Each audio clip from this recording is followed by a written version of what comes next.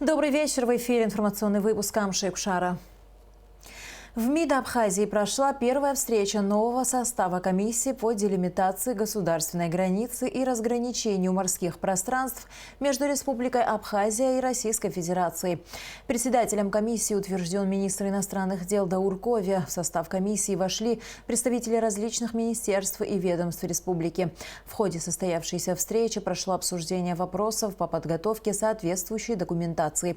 Новый состав комиссии по делимитации и демаркации государственной границы между Абхазией и Россией был утвержден распоряжением президента Аслана Бжаня 22 февраля 2021 года. Продолжаются инспекционные поездки министра обороны Владимира Ануа по воинским частям и подразделениям. На этот раз министр посетил артиллерийскую группу оборонного ведомства, дислоцирующуюся в селе Бахмаран. Цель инспектирования – ознакомление с обустройством центра, жизнью и бытом военнослужащих, проверка состояния боевой готовности. К проверке также привлекаются заместители министра обороны, начальники управлений, отделов и служб Минобороны и Генерального штаба. По итогам проверки состоянию боевой готовности артиллерийской группы дана высокая оценка. В данной части вопросы материально-технического обеспечения вы наблюдали в этом парке боевых машин, видели технику. Вся техника обслуживается силами личного состава срочной службы. Боевые расчеты готовятся в соответствии с планом подготовки вооруженных сил. Наблюдали также аккумуляторную, где приводятся в рабочее состояние аккумуляторные батареи. Это является сердцем парка боевых машин. Вся техника видно, она исправна, боеготова. Периодически в данной части проводятся мероприятия боевой подготовки в соответствии с планами. Полевые выходы артиллеристов осуществляются с привлечением подразделений резерва батареи, огневой поддержки резервных наших бригад.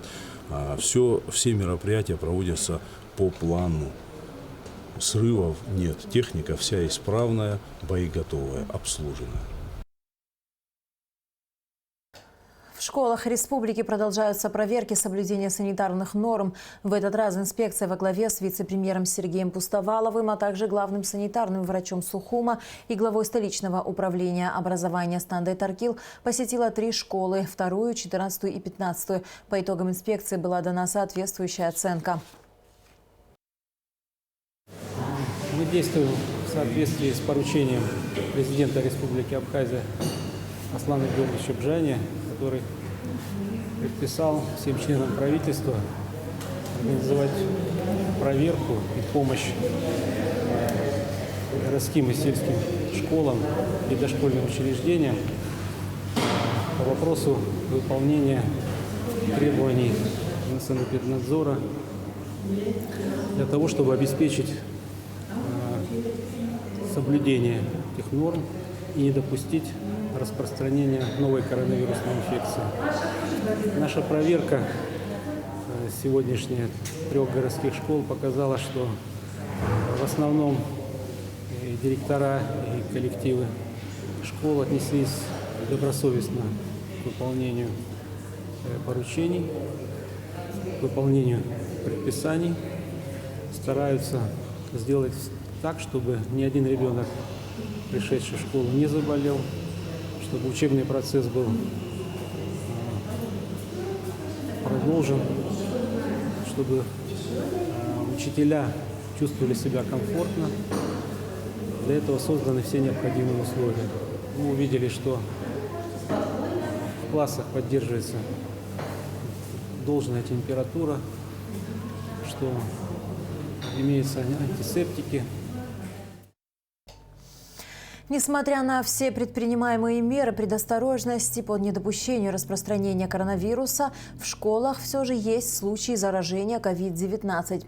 Об этом нам рассказала главный санитарный врач столицы Алла Беляева. Есть случаи заражения среди учащихся. Есть заразившиеся в первой школе, и по остальным школам есть 2 человека, но это старшее звено, которое не посещало школу до того, как им был установлен диагноз. То есть в школы эти не попали под карантинные мероприятия. В первом школе 2 класса отправлены на изоляцию по причине того, что из этих классов учащиеся заболели. 25 февраля 1956 года в Москве завершил свою работу 20-й съезд Коммунистической партии Советского Союза. Главные события, сделавшие съезд знаменитым, произошли в последний день работы 25 февраля на закрытом утреннем заседании. В этот день Никита Хрущев выступил с закрытым докладом о культе личности и его последствиях, который был посвящен осуждению культа личности Сталина. В нем была озвучена новая точка зрения на недавнее прошлое страны с перечислением многочисленных фактов преступлений второй половины 1930-х, начала 50-х годов, вина за которые возлагалась на Сталина. В докладе была также поднята проблема реабилитации партийных и военных деятелей, репрессированных при Сталине. 20-й съезд считается моментом, положившим конец сталинской эпохи и сделавшим обсуждение ряда общественных вопросов несколько более свободным. Он ознаменовал ослабление идеологической цензуры в литературе и искусстве и возвращение многих прежде запретных имен.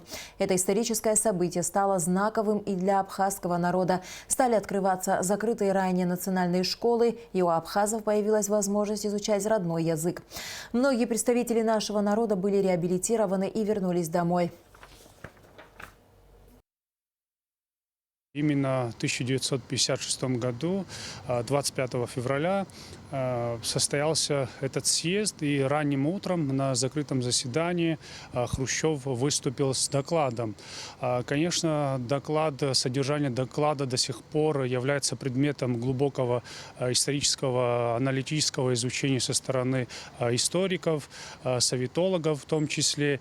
Но самый главный аспект этого доклада – это критика культа личности Сталина, и Хрущев, конечно же, тем самым заложил, как считают многие историки, практически распад советского государства, потому что многие и на Западе, и вообще советские историки уже конца 80-х годов считают, что таким актом, то есть Хрущев практически заложил мину замедленного такого действия. Для абхазского народа это имеет очень большое значение, потому что, как мы знаем, уже начинается процесс реабилитации, можно так сказать, репрессированных личностей, представителей абхазского народа, и также начинается процесс вообще возрождения абхазских школ, как мы знаем, процесс возрождения абхазской литературы. Появляются в этот период времени исторические работы, то есть по истории Абхазии. Они имели очень важное значение для абхазского народа, конечно же. Помощник депутата парламента, находившийся за рулем служебной автомашины, в которой было обнаружено оборудование для добычи криптовалюты, освобожден от занимаемой должности. Об этом сообщает пресс-служба Народного собрания парламента Абхазии. Ранее, 23 февраля, на совещании по вопросам энергетики председатель ГТК Утархеция сообщил, что недавно на границе была задержана служебная депутатская машина, в которой изъяли 7 аппаратов для производства криптовалют. В Министерстве юстиции оцифровали базу данных и создали единый электронный реестр индивидуальных предпринимателей и юридических лиц. О проделанной работе, ее пользе и планах развития электронно-цифровых технологий ведомства в нашем следующем репортаже.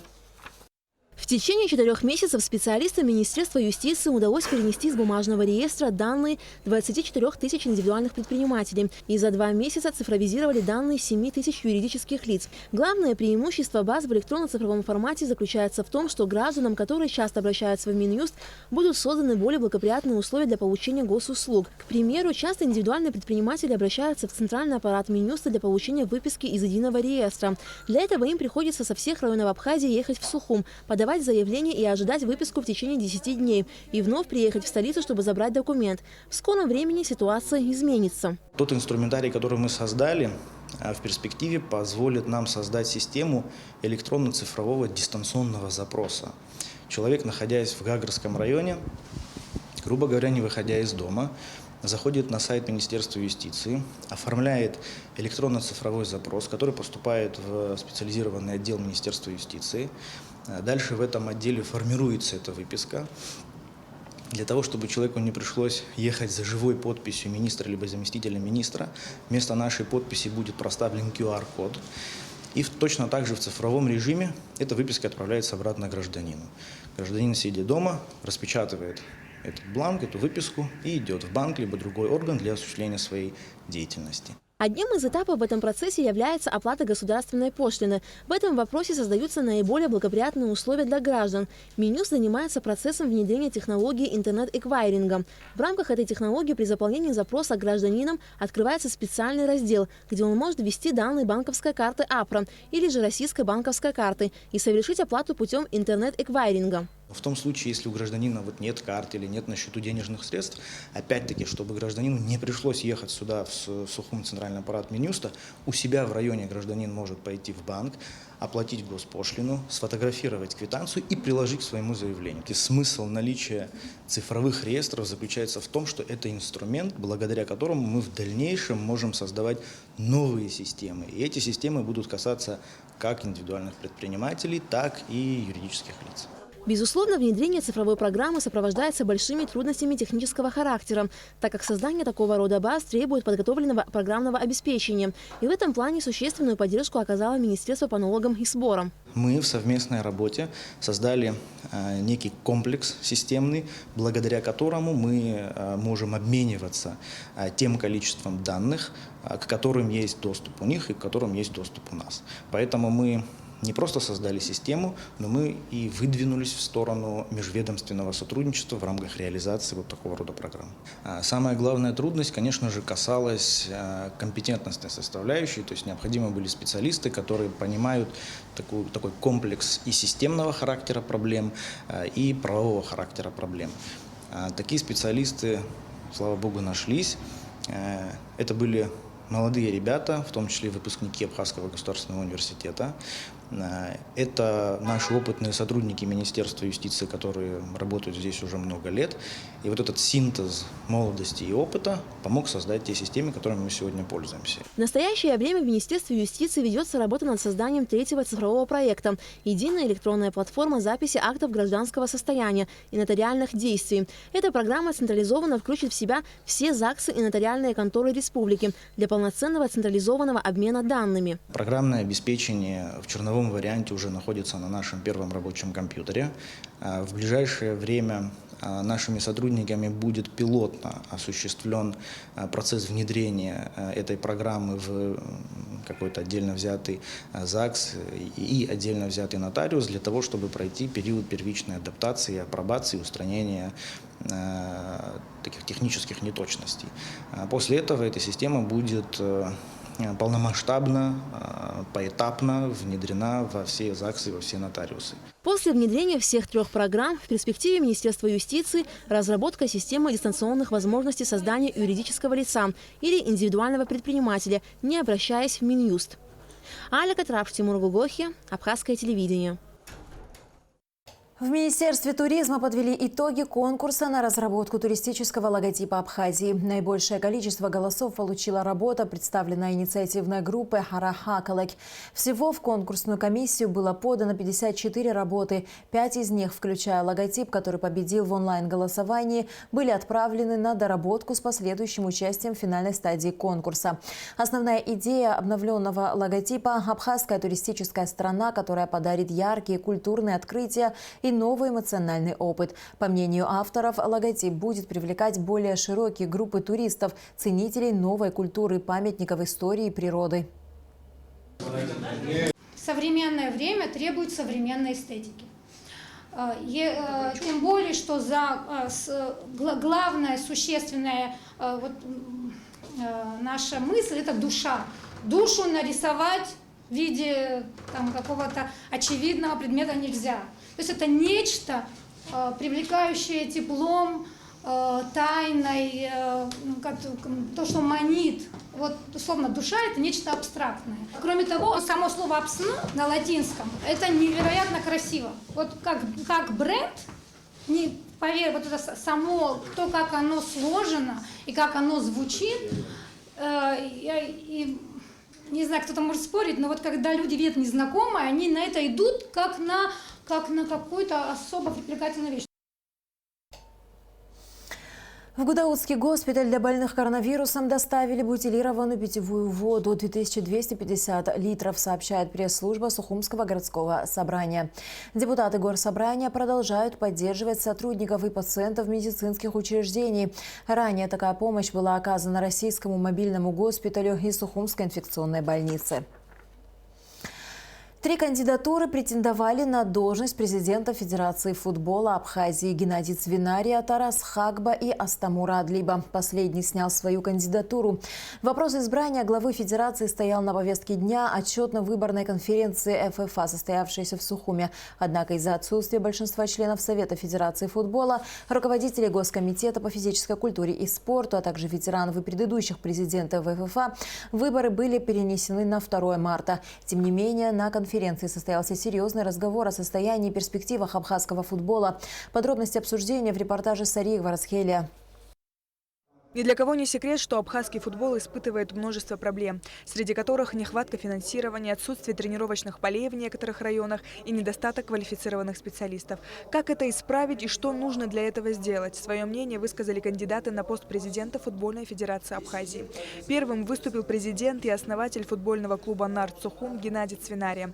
«Нарт» является самым титулованным клубом страны. В последние годы команда 13 раз становилась чемпионом Абхазии, 11 раз обладателем Кубка Абхазии и 9 раз победителем Суперкубка. И все это во многом благодаря упорному труду Геннадия Цвинария и его большому вниманию воспитанию подрастающего поколения. Футбол поднимать должны мы вместе. Еще раз повторю, оставим, давайте свои личные интересы. Сегодня я считаю и уверен, что президент Федерации должен быть со своими деньгами.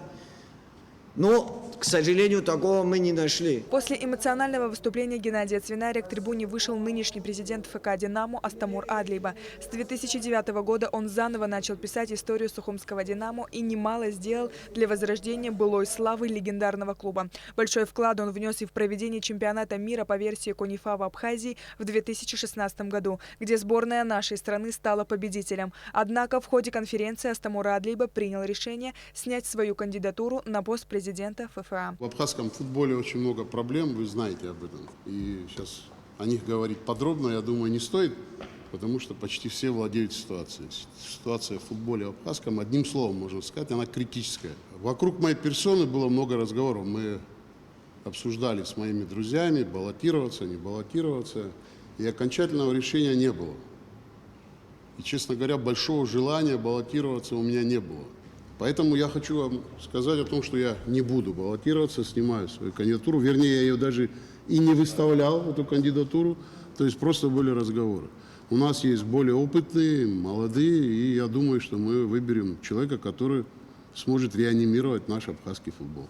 Самый молодой кандидат в президенты ФФА Тарас Хагба. Он начал свою карьеру с футбольного клуба «Нарт», затем играл за гагрскую команду. Тарас Хутаб – один из тех, кто составил стратегический документ – план развития абхазского футбола. Этот документ он представил собравшимся. Главные аспекты этого документа – это детско-юношеский футбол, о чем вы тоже сказали, Шуклевич. Это чемпионат Абхазии, это наша сборная.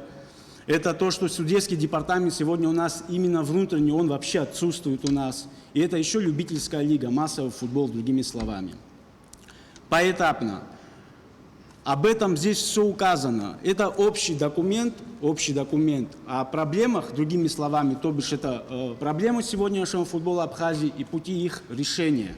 То есть, как мы видим, я многим из вас отдал этот документ и буду дальше выпускать в типографии, ознакомливаться с тем, что мы вообще сегодня видим, как мы видим развитие нашего футбола. В 2017 году главный тренер национальной сборной по футболу Джума Кварацхелия был избран президентом ФФА. Глава футбольной федерации Абхазии выразил благодарность членам отчетно-выборной конференции федерации за единогласный выбор и доверие, которое они возложили на него 4 года назад. За 4 года было и позитивные работы, и были моменты, где я не успевал, но и тем не менее все те люди, которые руководили клубами, стояли со мной рядом. Еще раз говорю, огромное спасибо. Впереди поездка по КОНИФА в Ниццу. Тот, который выберут вот здесь все те наши друзья, все те люди, которые с футболом связаны много-много лет, работы тоже непочатый край.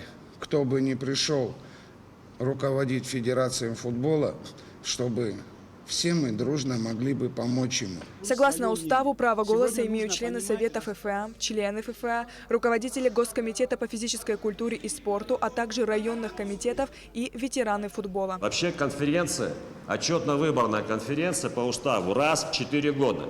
То бишь президент выбирается на 4 года. Конечно, он может уйти по собственному желанию раз, по состоянию здоровья два. И третье, если он нарушает устав Федерации футбола или законы Республики Абхазия. По итогам встречи было решено перенести выборы президента ФФА на 2 марта текущего года из-за отсутствия большинства членов голосующих. Кандидатов двое – Геннадий Цвинария и Тарас Хагба. Сария Кварасхеля, Алексей Баструков, Абхазское телевидение. В связи с подключением новой водопроводной магистрали с полуночи 26 февраля будет прекращена подача воды во всех районах города Сухум. Кроме того, с 6 часов утра до 12 часов дня будет ограничено движение автотранспорта на перекрестках улиц Абазинская, Лакоба, Абазинская, Арзанба и Джонуа, Арзанба. Замена коммуникационных сетей, водопровода и канализации на 3 центральных улицах Сухума – Джонуа, Гулия и Абазинская была произведена в рамках инвестпрограммы «Содействие социально-экономическому развитию Абхазии». И в завершении выпуска о погоде. По сообщению Гидрометцентра, в пятницу 26 февраля в Абхазии ожидается переменная облачность, преимущественно без осадков. В предгорьях и горах снег. Температура воздуха ночью плюс 1,6, днем 6-11 градусов, температура морской воды 10 градусов.